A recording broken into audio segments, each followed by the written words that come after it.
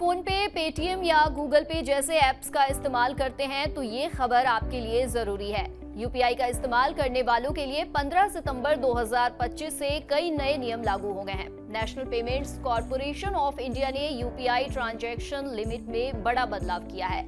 इसका फायदा खासकर उन लोगों को होगा जिन्हें रोजमर्रा में बड़े पेमेंट्स जैसे कि इंश्योरेंस प्रीमियम, लोन की ईएमआई, शेयर मार्केट निवेश, सरकारी फीस या ट्रैवल बुकिंग करनी पड़ती है। अब से वेरीफाइड मर्चेंट्स को रोजाना 10 लाख रुपए तक का ऑनलाइन भुगतान करने की सुविधा मिलेगी।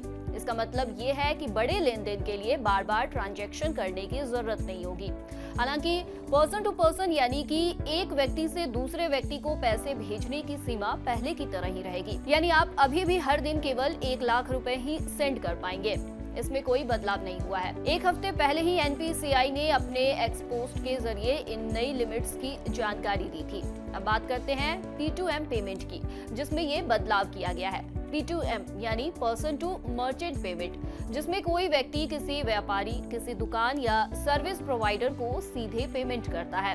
ये आमतौर पर क्यूआर कोड स्कैन करने या मर्चेंट की यूपीआई आईडी डालकर किया जाता है। आपको बता दें कि P2P और P2M में अंतर क्या है।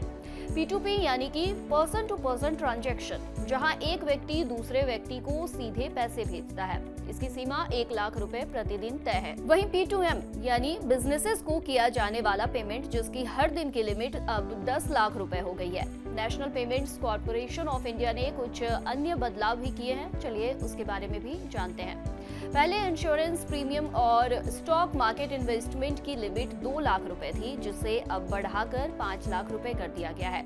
इसके साथ ही 24 घंटे में मैक्सिमम 10 लाख रुपए तक का ट्रांजैक्शन संभव होगा।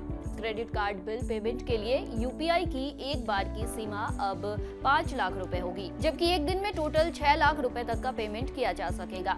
ट्रैवल और गवर्नमेंट पेमेंट्स में भी कुछ बड़े बदलाव किए गए हैं। यात्रा से जुड़ी बुकिंग्स के लिए पहले 1 लाख रुपए की लिमिट थी, जिसे अब बढ़ाकर 5 लाख रुपए कर दिया गया है।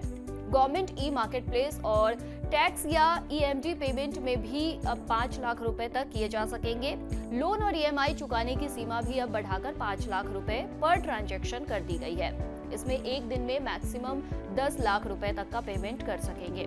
एनपीसीआई ने कुछ और बदलाव भी किए हैं, जैसे ज्वेलरी की खरीद पर पहले लिमिट जो है वो 1 लाख रुपए थी, जिसे अब बढ़ाकर 2 लाख रुपए कर दिया गया है। इसके लिए हर दिन मैक्सिमम लिमिट 6 लाख रुपए तय की गई है। बैंकिंग सेवाओं में टर्म डिपॉजिट के डिजिटल ऑनबोर्डिंग के लिए अब 5 लाख रुपए तक का लेन देन किया जा सकेगा। वहीं फॉरेन करेंसी पेमेंट बीबीपीएस के जरिए अब 5 लाख रुपए तक संभव होगा।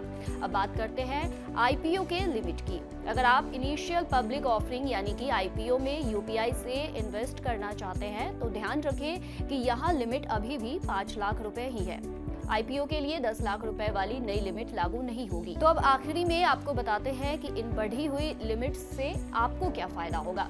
सबसे पहले तो नई लिमिट्स से आम यूजर्स को इंश्योरेंस प्रीमियम और लोन ईएमआई एक ही बार में चुकाना आसान हो जाएगा। दूसरा है कि शेयर बाजार और सरकारी फीस का भुगतान तुरंत हो सकेगा। वहीं बड़े टिकट या ज्वेलरी की खरीद भी सीधे यूपीआई से की जा सकेगी। एनपीसीआई ने क्लियरली कहा है कि इन नई लिमिट्स के लिए किसी तरह का एडिशनल फी नहीं लिया जाएगा, यानी बड़े अमाउंट के ट्रांजैक्शन भी पहले की तरह ही बिल्कुल फ्री होंगे। ये बदलाव सिर्फ पर्सन टू मर्चेंट पेमेंट्स पर लागू होगा और इसका मकसद डिजिटल ट्रांजैक्शन को और आसान बनाना है।